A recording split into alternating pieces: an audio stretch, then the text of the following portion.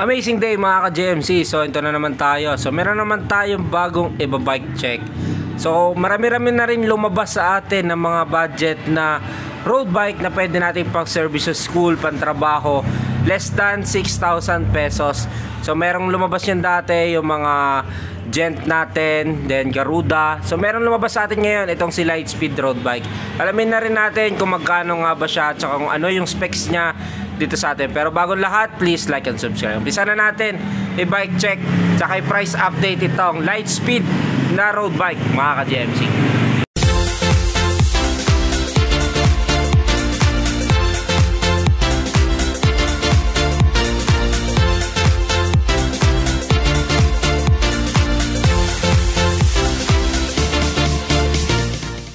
Amazing day mga ka-JMC. So ito na po yung bago nating road bike. So maraming lumabas na road bike na below 6,000 pesos na pwede na rin natin pang service sa school, pantrabaho, kung gusto nyo lang ma-experience yung road bike na tinatawag. So meron lumabas sa atin ito si Lightspeed road bike natin na naka-aero na. So umpisa na natin i-bike check ito. Ayan, si Lightspeed road bike natin ay two-tone color. Ayan, kung mapapansin nyo sa kanyang frame, ayan, merong black with red color combination. Ayan, so naghahalo yung red and black niya sa frame nito.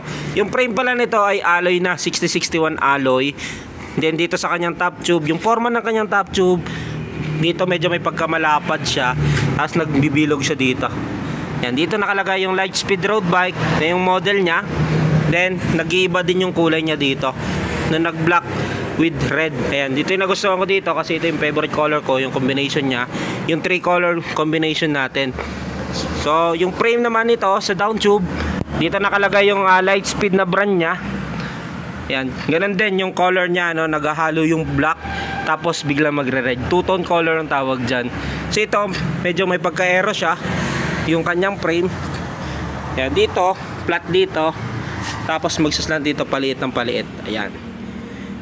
So ito, yung frame nito, yung set tube nito ay size 46, tapos ito 52. Ayan, dito naman yung lagayan ng battle cage na usually dito natin nakikita sa down tube, pero dito sa kanyang set tube nakalagay yan.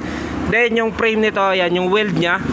So nakikita natin yung bakas na kapon na normal naman nating nakikita sa mga budget na bikes lang din. Ayan, so dito naman kanyang head tube. Ayan, dito rin nakikita pa rin, pero kanagandaan kasi niya ng weld niyan, so malinis siya. At least nakikita natin yung kung merong blanco pag wini-weld yung road bike natin o yung frame, no? So dito ganun din sa ilalim. Okay, sa FD and RD naman ito, sa FD nang ginamit sa kanya ay Shimano. Then yung RD nya Shimano din, Shimano TZ. Ayan, Shimano Tourney. Then yung crank nito ay Lightspeed ang brand. Ito ay bakal pa, pero ito ay naka 3x na. Then yung bottom bracket nya, seal bearing po yan. Okay, so ito naman sa FD nya, ayan, Shimano, ayan, gaya ng sabi ko kanina, ito ay naka 3x7 speed. Yung RD nya, ayan, Shimano din, Shimano TZ. Then yung sprocket nya ay 7 speed. Bilangin na rin natin, 1, 2, 3, 4, 5, 6, 7. Ayan, 7 speed siya. Then ito yung kanyang tawag dito ay drop out nya. So yan dito makikita natin o malaman natin yung bike natin ay alloy. Pag meron kayo nakikitang ganito sa bike nyo, ito ay alloy na kahit hindi nyo nagamitan ng magnet yan. Okay, yung hub nya ay bakal pa. Then ball bearing po yan, stock lang din naman.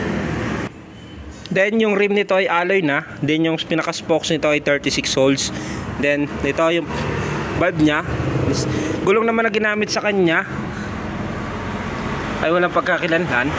Ito ay 700 by 23C. So ito na po yung pinakamanipis na klase ng gulong ng road bike, yung 700 by 23C. Pero sumunod dyan, pwede nyo siyang i-upgrade kung gusto nyo siyang palaparin ng konti. 25, 28 pwede siya. Ito, so pwede yan. So hanggang 28 kakayanin ito pag gusto mo siyang medyo malapad-lapad. Ayan, so ito stock nya, walang brand, walang pagkakilanlan. Ito ay 700 by 23C. So dito sa kanya namang seat clamp, ito ay alloy na, quick release na rin po yan. Sa kanya namang seat post ay bakal pa, ito ay 27.2. Pedal nya ay plastic, stock lang din, siyempre ball bearing yan. Then yung kanyang saddle, Lightspeed ang brand. Lightspeed Sport. Meron yan dito dalawang gilid. Parang yung ano natin, para sa pet, no? So meron yung logo ng S, yung Sport nya. Then dito naman tayo sa kanyang head tube. Sa head tube nya, dito nakalagay yung Lightspeed na brand. Ito ay standard. Headset nya, ball bearing pa rin, stock lang din naman.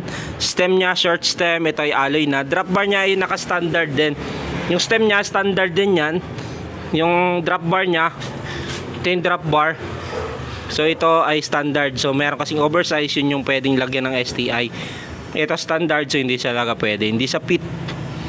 Then, yung preno nya sa likod, saka sa harapan, ito ay alloy na.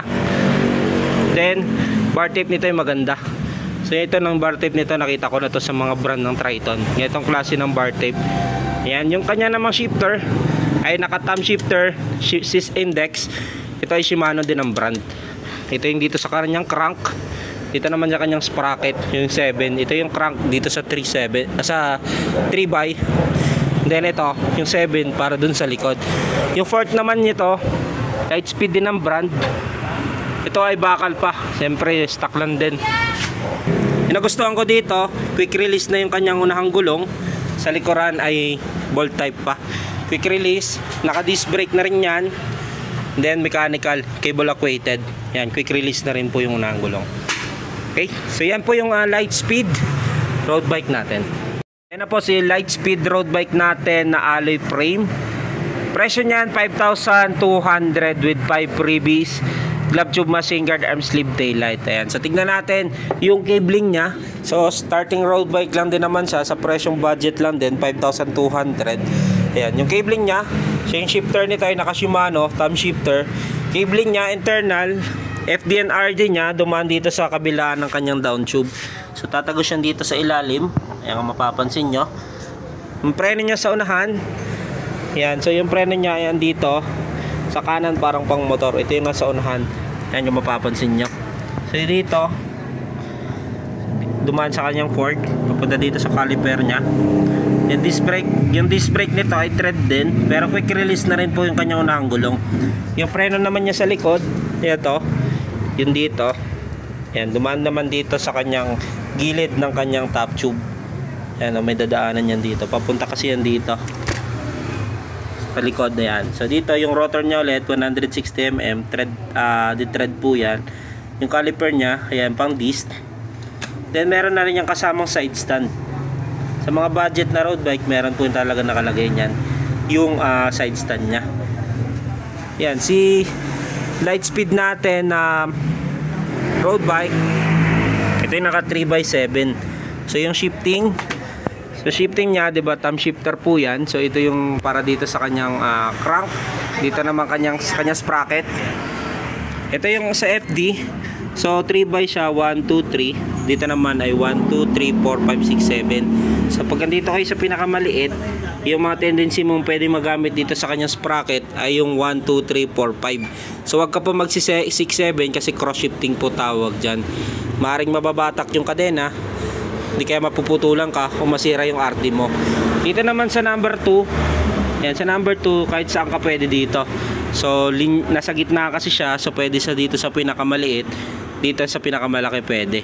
Purpose kasi niyan ng shifting, syempre ito yung pang-ahon, normal, tsaka yung matulin pero mas matigas ipadjak kasi depende po yan sa kung saan kayo dadaan. Sa number 3 naman, yung purpose naman ng number 3, pag gusto nyo siyang mas mabilis yung pedal nyo o mas mabilis yung pagpapadjak nyo, so andito yung paggaan nya. So meron din siyang cross shifting na tinatawag.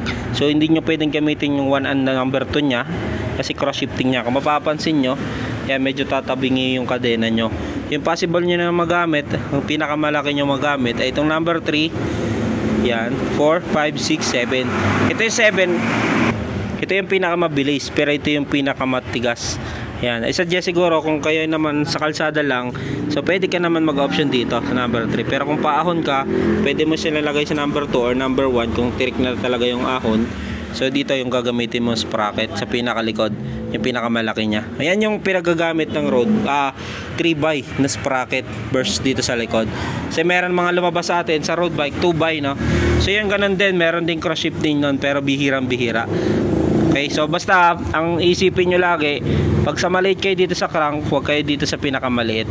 Bawal po yung maliit sa maliit, malaki sa malaki. Yun lang naman ang cross shifting na tinatawag natin pagdating sa mga ganitong klase ng mga bikes. Ayan, so common tip po yan para sa mga gumagamit, para hindi kayo agad masiraan ng kadena, maputulan, o yung RD, pinakamalala.